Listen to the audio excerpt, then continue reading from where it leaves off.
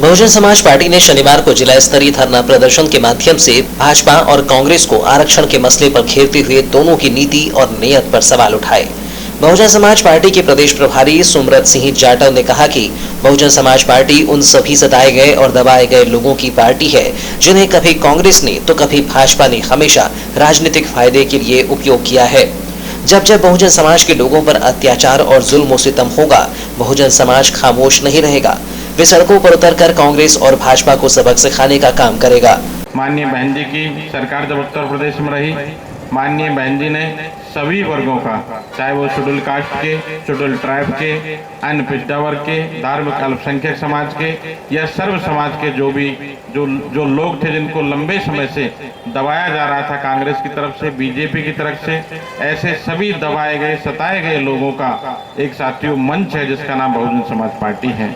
और जब जब इन गरीबों पर, जब जब इन सर्व समाज के गरीबों पर कांग्रेस या बीजेपी जुल्म जाति ढाने का साथियों काम करती है, तो बहुजन समाज पार्टी के सभी कार्यकर्ता रोड पर आकर के उसका साथियों विरोध करते हैं। और आज उसी कड़ी में साथियों आज धरने प्रदर्शन का कार्यक्रम साथियों आयोजित किया गया है। आज आप सब लोग काफी भारी संख्या में साथियों चल करके आए हैं। मुझे बड़ी खुशी की बात है कि बालाघाट में भारतीय जनता पार्टी और कांग्रेस के प्रति लोगों में बड़ा साथियों जोश है और इससे साबित होता है कि आने वाला जो समय है 2018 में मध्य प्रदेश में, तो निश्चित ही बहुजन समाज पार्टी मध्य प्रदेश में साथियों तीसरे नंबर की ताकत साथियों बनकर के साथियों उभरेगी। भाजपा नेता अजाब लाल शास्त्री ने कहा कि आरक्षण कोई भीख नहीं है, यह प्रतिनिधित्व का मामला है। संविधान सभा में जब आरक्षण को लेकर बहस हो रही थी तब ओबीसी को आरक्षण नहीं मिलना चाहिए, ये कहने वाले भाजपा के नेता दीनदयाल उपाध्याय और श्यामा प्रसाद मुखर्जी ही थे।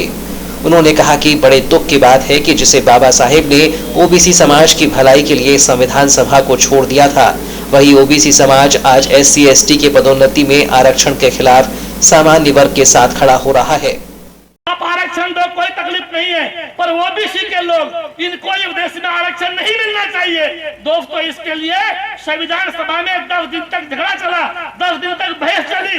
बाबा साहब अम्बेडकर संविधान सभा छोड़कर चले गए कि इस देश में मैं इतिहास में खलनायक नहीं होना चाहता। SC/ST के लोगों को जैसा आरक्षण है वैसा ही आरक्षण इस देश में ओबीसी के लोगों को मिलना चाहिए। आज दुख की बात है कि जो पंडित जवाहरलाल जी के संस्थापक दीनदयाल उपाध्याय जो थे, श्यामा प्रसाद मुखर्जी, ये दोनों नेता जो है ये उस समय संविधान सभा में बैठे हुए थे और ये दोनों नेता हमारे ओबीसी के अधिकार का विरोध करते थे। आज दुख का विषय है कि ओबीसी की अधिकांश जातियां इन्हीं पार्टियों में आज बिलोंग करती है। ये दोस्तों, बाबा साहब अम्बेडकर ने लड़के झगड़ के संविधान सभा में 340 अनुच्छेद पास कराया और 340 अनुच्छेद पास कराया और उसी अनुच्छेद को लेकर बाद में मंडल कमीशन बना, काका साहब कालकर आयोग बना और बाद में बहुजन समाज पार्टी के नेता माननीय साहब कांशीराम जी दिल्ली के बोर्ड पे बैठे और आज 14% का आरक्षण जो मिल रहा है, ये 14% का आरक्षण भी हमको बहुजन समाज पार्टी की वजह से मिल रहा है, साहब कांशीराम जी की वजह से मिल रहा है। आज ओबीसी के लोग 14% का आरक्षण तो खाते हैं, 14% का आरक्षण तो खाते हैं। 100 सरपंच बनना हो तो 14 ओबीसी के बनाए जाते हैं, 100 BDC बनाना हो तो 14 ओबीसी के बनाए जाते हैं, 100 जिला पंचायत मेंबर बनाना हो तो 14 ओबीसी के बनाए जाते हैं। ओबीसी की तमाम जातियां फार्म तो भरती है, लेकिन ये 14% का आरक्षण जो तुमको मिला है, ये किसकी वजह से मिला है, ये ओबीसी का व्यक्ति नहीं जानता। जो पार्टियां हमारे खिलाफ थी, 26 जनवरी 1950 को बाबा साहब अम्बेडकर ने हमारे लिए ओबीसी के लिए संविधान में आरक्षण का प्रावधान तो किया। कांग्रेस लंबे समय तक रही, लेकिन कांग्रेस ने हमको इस देश में आरक्षण नहीं दिया, कांग्रेस ने हमको आरक्षण नहीं दिया। बाद में जब बहुजन समाज पार्टी बनी तो साहब कांशीराम जी ने धरना दिया दिल्ली पर, VP सिंह की सरकार थी, VP सिंह को दबाव में लाकर हमारे लिए 27% का आरक्षण दिल्ली से घोषित हुआ। दुख की बात है कि 27% का आरक्षण दिल्ली से घोषित हुआ और मध्य प्रदेश में हमको 14% मिलता है। 13% का नुकसान हमारे 13 बाल बच्चे, हमारे 13 बेटे बेटियां जो सरकार की नौकरी में जाना चाहिए था, दोस्तों आज वो नहीं जा पा रहे। ये नुकसान किसने किया? ओबीसी के लोगों। ये नुकसान भारतीय जनता पार्टी और कांग्रेस पार्टी ने दिया। आज जिसके साथ हमारा कर्मचारी कंधे से कंधा मिलाकर कलेक्टर में खड़ा होता है। अजाब शास्त्री ने स्थानीय समस्याओं को लेकर भी भाजपा पर जमकर प्रहार किया। उन्होंने गर्रा नवेगांव और सिवनी बोनकट्टा मार्ग पर कई हादसों के बावजूद नहीं बनाए जाने का आरोप लगाया। साथ ही भाजपा के लोगों पर ग्वारी समाज के एक व्यक्ति की नृशंस हत्या के बावजूद कोई कार्रवाई नहीं करने का आरोप लगाया। शास्त्री ने बताया कि सालीबर्डी में बीते दिनों जो हत्या हमारे बहुजन समाज के भाई की हुई है, उसमें भाजपा कार्यकर्ताओं का हाथ है, इसलिए पुलिस कोई कार्रवाई नहीं कर रही है। जिले में तमाम तरह की समस्या है। हमारे विश्लेषण जी ने बताया 10 साल से रोड बन रही है, दर्रा से लेके मोड़ तक की रोड 10 साल से बन रही है। 10 साल से 50 किलोमीटर रोड नहीं बना पाई सरकार। जो विकास की चर्चा करते हैं, गौरी शंकर जी होंगे तो बताना उनको कि अजाब शास्त्री कह रहे थे कि विकास का भाषण मत दो, विकास को जमीन पर दिखाओ, विकास को जमीन पर दिखाओ।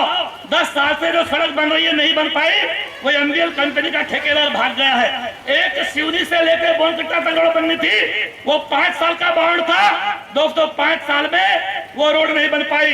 7 साल उस रोड को हो गए। 4 बस पलटी, लगभग 10 व्यक्ति उसमें आज तक मारे जा चुके हैं। भारतीय जनता पार्टी की सरकार में हमारे व्यक्ति की हत्या की जाती है तो पुलिस कार्रवाई नहीं करती। कल सालीबर्डी में एक ग्वारी समाज के आदमी की भारतीय जनता पार्टी के कार्यकर्ताओं ने सरियाम खेत में हत्या कर दी दोस्तों। आज तक पुलिस जो है उनको गिरफ्तार भी नहीं कर पाई। मैं पूछना चाहता हूँ गौरव तिवारी से, एसपी से, कि एक किसान की, एक मजदूर की सरेआम भारतीय जनता पार्टी के आदमी ने खेत में हत्या कर दी। कल पुलिस में सिर्फ एक अदना सा चौकीदार भेजा उसकी हत्या के लिए, आज तक उसकी जांच नहीं की गई। बीजेपी के लोगों ने हत्या की। इससे पहले 3 महीने पहले उसको मारा भी था, उसको कुएं में फेंका भी था।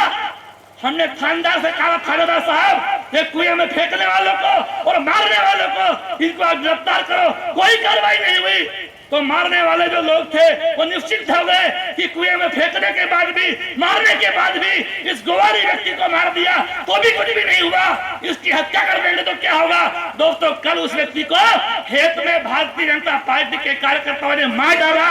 रामपाली थाने में आता है ये गाँव, थानेदार ने आज तक उसकी रिपोर्ट भी नहीं लिखी। मैं कहना चाहता हूँ इसी तरह अन्य बसपा नेताओं में उदय सिंह पंचेश्वर, दुर्गेश बिसेन, रामकुमार नगपुरे सहित जिला अध्यक्ष अनिल उके ने भी प्रमोशन में आरक्षण के मुद्दे पर भाजपा और कांग्रेस को घेरने का प्रयास किया। इस एक दिवसीय धरना प्रदर्शन के दौरान अचानक मौसम का मिजाज बदल सा गया, जिससे पंडाल में मौजूद लोगों को परेशानियों का सामना करते भी देखा गया।